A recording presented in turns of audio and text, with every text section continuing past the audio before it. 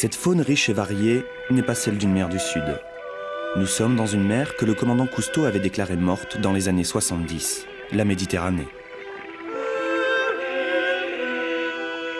Ici, près de 20% des espèces sont endémiques, et cette richesse reste encore méconnue. Pollution, surpêche et chasse sous-marine ont bien failli entraîner la disparition de nombreuses espèces. C'est le cas du mérou.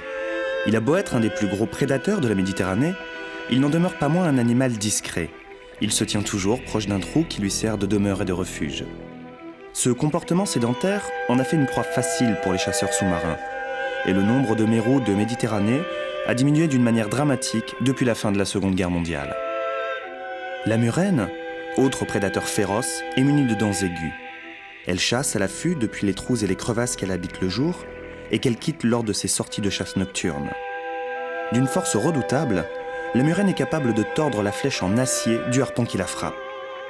Sa morsure provoque une plaie déchiquetée, qui s'infecte facilement sous l'action de la salive de l'animal. Les Romains se plaisaient à en faire des animaux de compagnie, qu'ils nourrissaient parfois avec des esclaves. Elles aussi sont aujourd'hui de plus en plus rares. Sous l'effet d'une mobilisation internationale sans précédent, la Méditerranée reprend aujourd'hui ses droits. Cette mer que l'on croyait morte recèle encore des trésors à sauvegarder. Leader de cette mobilisation, la Tunisie. Après la conférence de Rio de 1992, une conférence euro-méditerranéenne, baptisée MED 21, se réunit en 1994 à Tunis. L'ensemble des États riverains décidaient de se doter d'un agenda 21, répondant à l'appel au développement durable lancé par le gouvernement tunisien. La Tunisie, qui sera présente en 1998 dans le cadre de l'année mondiale des océans, avait déjà joué un rôle prépondérant dans l'établissement du Plan Bleu dès les années 70.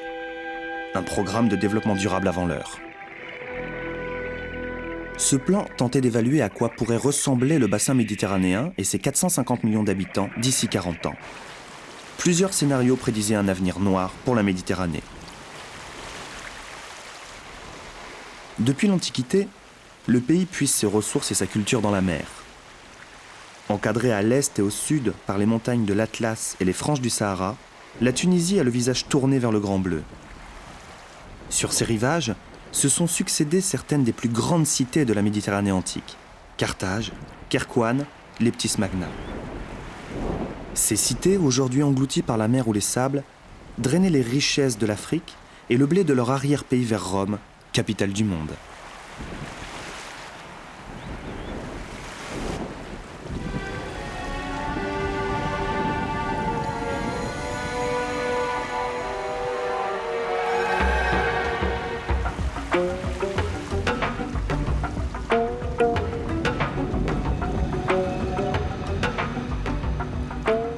La Tunisie reste fidèle à sa vocation marine.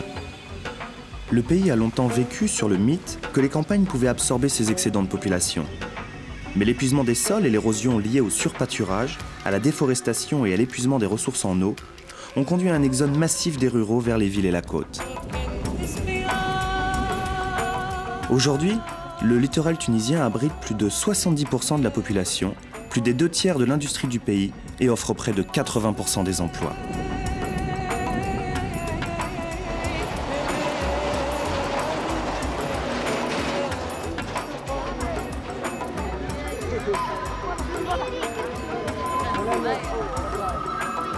Les principales villes du pays, Tunis, Sousse, Sfax ou Gabès, sont toutes situées sur le littoral. Depuis la fin des années 60, elles ont connu une croissance exponentielle et anarchique. Faute de structure rationnelle, la plupart de ces quartiers n'ont pu être branchés au réseau d'assainissement. Et déchets et eaux usées s'écoulent directement vers la mer.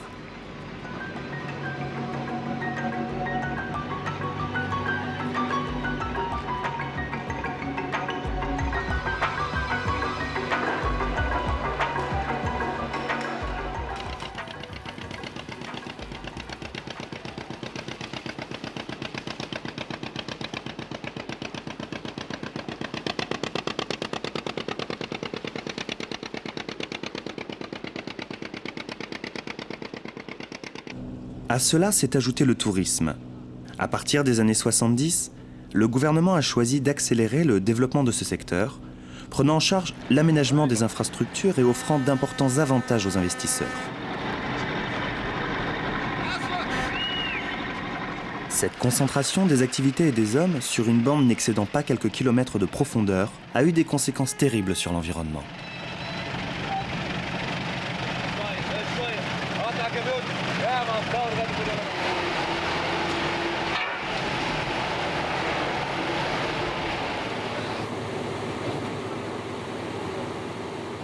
Si la faune marine est peu abondante en Méditerranée, elle est particulièrement variée et des expéditions scientifiques sont encore à la recherche de nouvelles espèces dans un milieu que l'on pourrait pourtant croire connu puisque proche de nous.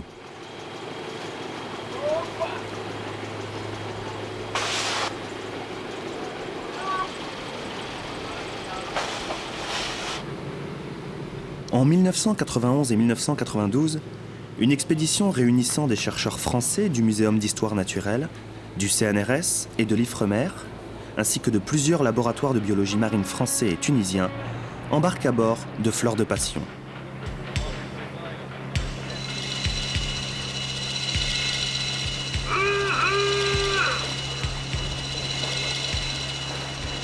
À bord, des botanistes spécialistes de la faune et de la flore méditerranéenne, mais aussi des chimistes et des spécialistes en pharmacologie qui espèrent découvrir au cœur des organismes marins ramenés par les plongeurs le secret des médicaments de demain.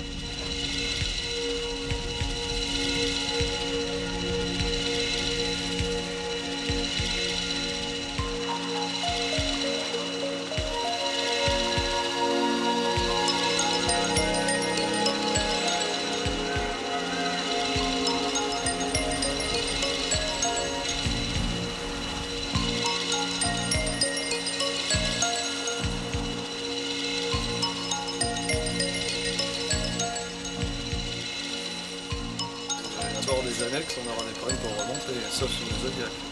Mais on a des trucs. De toute façon, on peut voir un prix mousqueton. Moi, de Bernard Balay, à Bali. C'est marqué sur le t-shirt.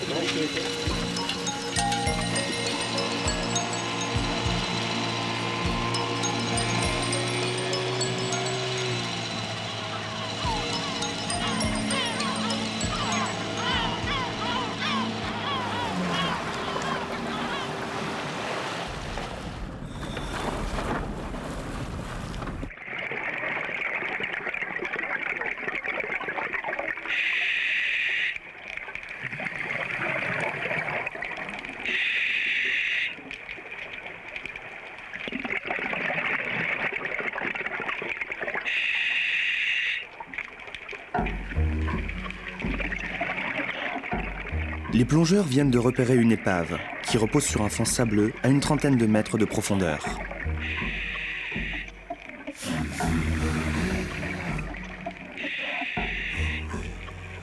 C'est un cargo qui a sombré au large de l'île de la Galite, aujourd'hui transformée en parc naturel.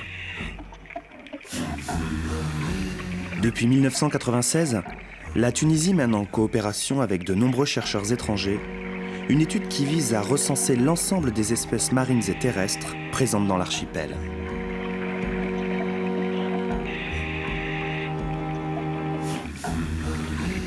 L'épave est comme une oasis posée au fond de l'océan. La vie s'y concentre sans que les chercheurs ne puissent véritablement en expliquer la raison. Les poissons y chercheraient un abri contre les prédateurs. De nouvelles chaînes alimentaires s'y formeraient. Des algues fixées aux parois rouillées du bateau, aux plus grands prédateurs qui se nourrissent des petits poissons herbivores et des crevettes attirées par la flore sous-marine.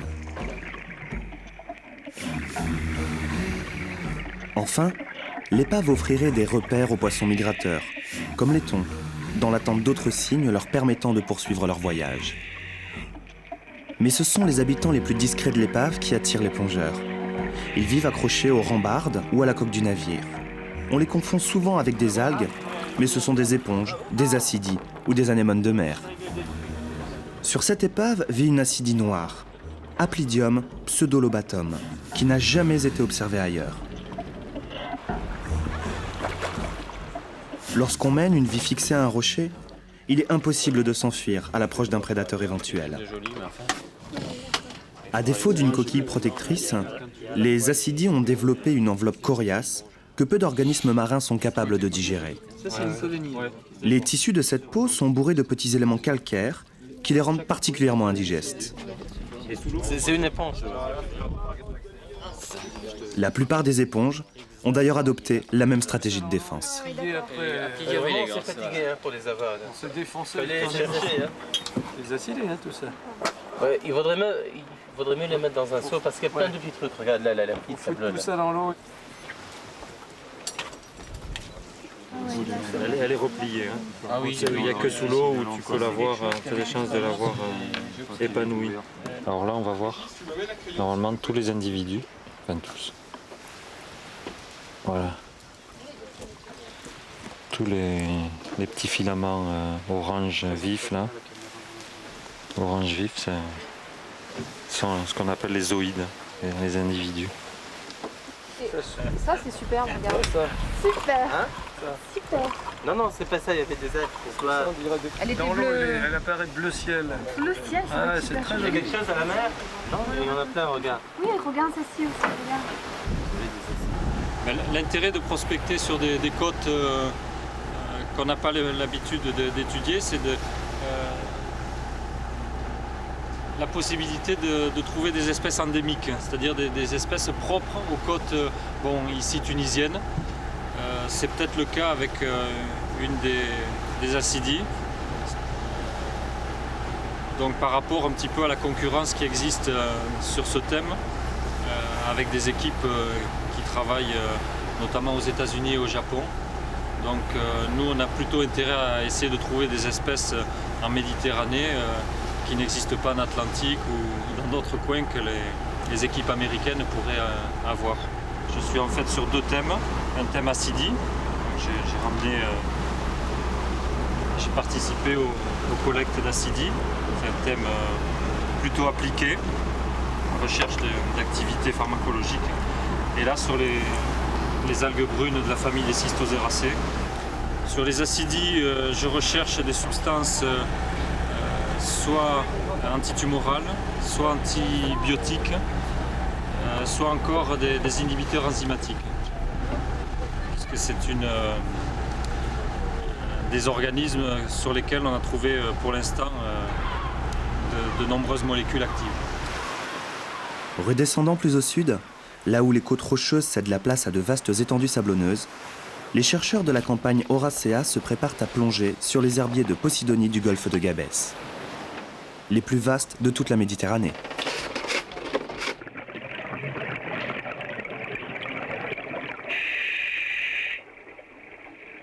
Il y a 100 millions d'années, les ancêtres des Posidonies vivaient sur Terre. Puis, comme les baleines, les dauphins ou les phoques, elles sont retournées à la mer coloniser le milieu marin.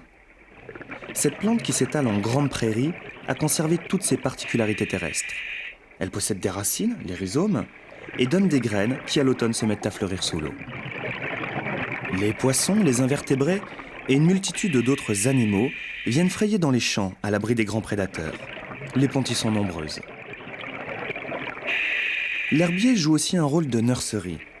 Les alevins y trouvent toute la nourriture dont ils ont besoin avant de pouvoir chasser au large une fois devenus adultes. La bonne santé de l'herbier conditionne donc l'abondance des prises de poissons que les pêcheurs feront au large. Mais l'herbier est aussi le poumon de la Méditerranée. Il lui fournit ses besoins en oxygène.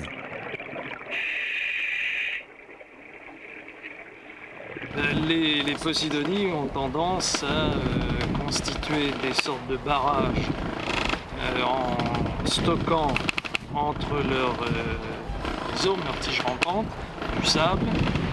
Elles vont donc protéger finalement le littoral et constituer des espèces de récifs barrières en continuant à croître par-dessus les parties du végétal qui meurent. Et ça, c'est un des avantages de cette plante, c'est qu'elle protège le littoral directement des assauts de la mer et de l'érosion. Jusqu'au début des années 70, Gabès n'était qu'une bourgade de province du sud tunisien, dont les principales activités étaient l'agriculture, le tourisme et la pêche. Mais la cité endormie est devenue en moins de 30 ans la 5e ville du pays, abritant près de 200 000 habitants. C'est aussi la capitale de l'industrie lourde tunisienne. Industrie chimique, mécanique, cimenterie. Depuis 1972, Gabès est également devenu un des principaux centres de production d'engrais du pays. Ces activités ont entraîné le rejet direct à la mer de plus de 46 millions de tonnes de phosphogypse, un résidu de la fabrication des engrais phosphatés.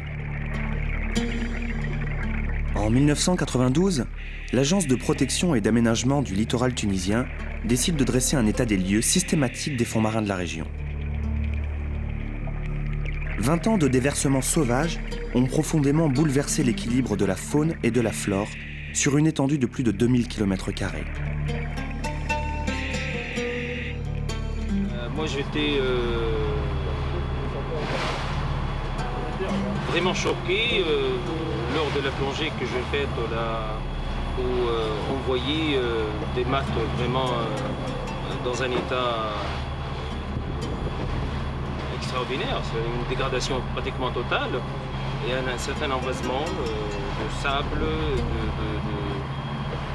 de sédiments qui couvre tout l'herbier. Et je crois, là, probablement ce sont les rejets. Il est vrai que la grande proportion, c'est le phosphogypse. C'est cette poussière-là qui est déversée depuis plus de 20 ans maintenant, qui a provoqué l'asphyxie certainement générale de l'herbier, que ce soit de Posidonie ou d'ailleurs d'autres espèces. Il ne reste pratiquement plus rien à sauver au golfe de Gabès.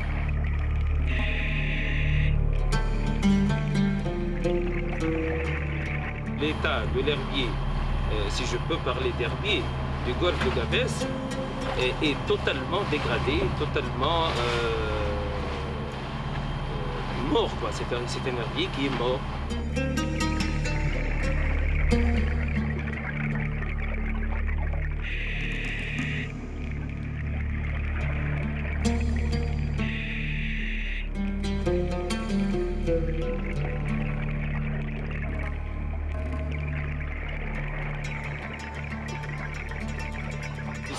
Ça n'existe plus.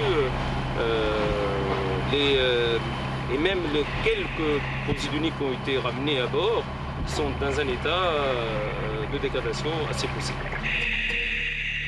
Plus d'herbiers, plus de poissons, plus de crustacés. C'est le désert.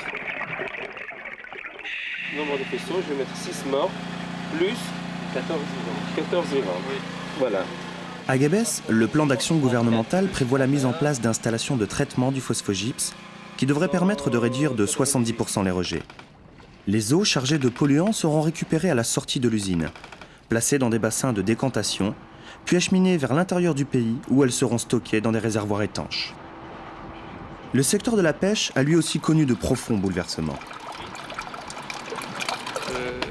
Là où la pêche a exagéré, c'est-à-dire là où on a chaluté de façon excessive, on a arraché tout l'herbier de Posidonie dans certaines zones et on voit qu'à la place de ces Posidonies, là où le sable est vierge, pousse non plus une plante à fleurs mais une algue. Et cette algue, c'est une Caulerpa prolifera qui est caractérisée par des frondes très longues et cette algue qui pousse plus vite que la Posidonie, qui d'autre part est moins exigeante, va arriver à coloniser très rapidement les territoires laissés libres par la Posidonie qui a été dégradée. Bon, certains exemplaires sont toxiques, il y a des genres ou des espèces de plantes qui sont toxiques. Cette algue, lorsqu'elle est consommée par les herbivores, il y a très peu de poissons qui sont herbivores stricts. Lorsqu'ils ont consommé de façon importante la Caulerpa racemosa, on connaît des cas d'intoxication lorsque l'homme consomme ces poissons, particulièrement la tête. On sait que ça provoque des espèces d'hallucinations passagères, mais qui sont une perturbation du système nerveux. Et la pêche, La croissance des posidonies est extrêmement lente. Il faudra des siècles pour que l'herbier puisse se reformer, à condition que la pollution cesse. Pour lutter contre le ratissage des fonds marins par les chalutiers, Greenpeace a jeté des blocs de béton dans le golfe de Gabès. Depuis, on a constaté que la vie reprenait peu à peu ses droits.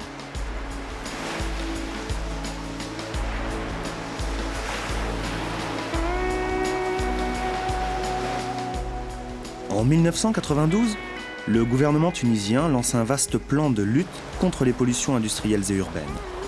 Sa priorité numéro 1, réduire les rejets directs en mer. La Tunisie a depuis fait de gros efforts pour s'équiper en stations de traitement. Avec 50 stations d'épuration, elle retraite désormais plus de 60% de ses eaux usées.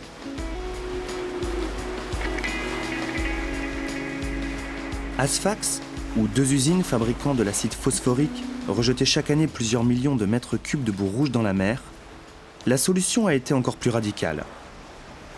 Une première usine a été fermée en 1993, tandis que la seconde devrait mettre progressivement fin à ses activités.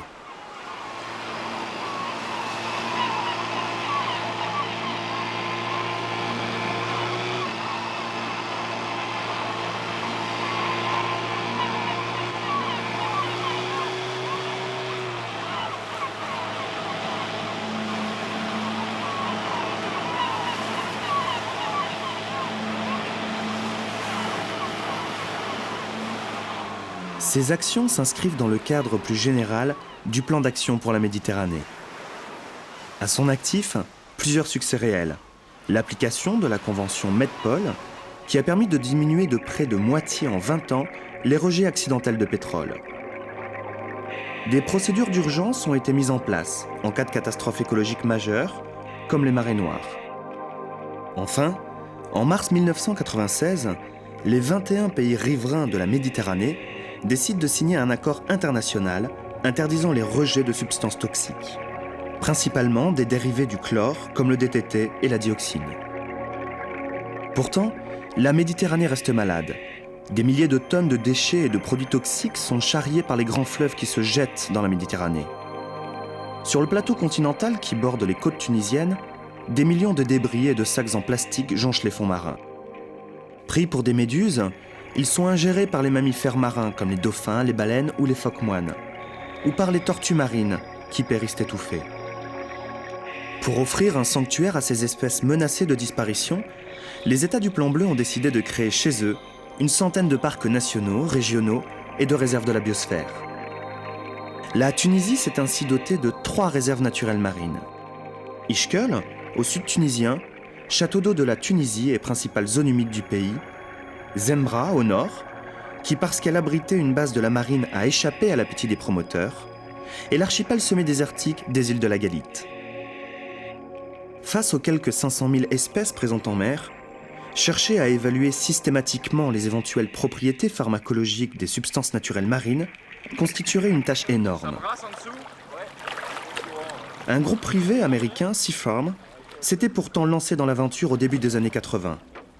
Mais l'expérience a pris fin en 1988, faute de moyens financiers. Les ambitions des chercheurs de la campagne Oracea sont plus limitées. Ils ont décidé de se concentrer sur un nombre restreint d'espèces, les éponges, les acidies ou les algues brunes, a priori plus susceptibles de receler les substances qu'ils recherchent. La plupart de ces animaux sont immangeables, certains sont même toxiques, mais c'est cela qui les rend intéressants, car un poison bien dosé peut devenir un médicament. C'est Dictopteris membranacea, qui est une algue brune dictotale. Et elle a des produits essentiels qui font qu'on peut faire des extraits pour faire des bases en parfumerie. Et d'autre part, elle a certaines activités. Alors je pense qu'elle a une activité, elle doit avoir d'abord une activité antifongique et antibactérienne, entre autres. Alors quand tu me disais qu'il fallait que je note échantillon X5. Alors, on observe des petits gastéropodes appelés nudibranches. Les premiers tests sont effectués à bord, dans un laboratoire improvisé. On cherche à déceler d'éventuelles propriétés antibiotiques en plaçant un extrait de l'organisme marin récolté au contact de bactéries. Alors ces animaux sont comme des limaces, hein, ça se voit bien. Mais les échantillons vont d'abord au laboratoire du CNRS, au grand centre de biologie marine et de pharmacologie français. Pillage des ressources génétiques des pays du Sud par les pays du Nord? Ici, ce n'est pas le cas, puisqu'une part importante du matériel récolté est destinée à la faculté de pharmacie de Monastir. 1998, année mondiale de l'eau et des océans, permettra peut-être de renforcer ces plans d'action et de coopération internationaux. La Méditerranée, que l'on croyait morte, en est un bel exemple. Gageons que ces efforts feront école afin de préserver ce patrimoine que nous avons tous en commun.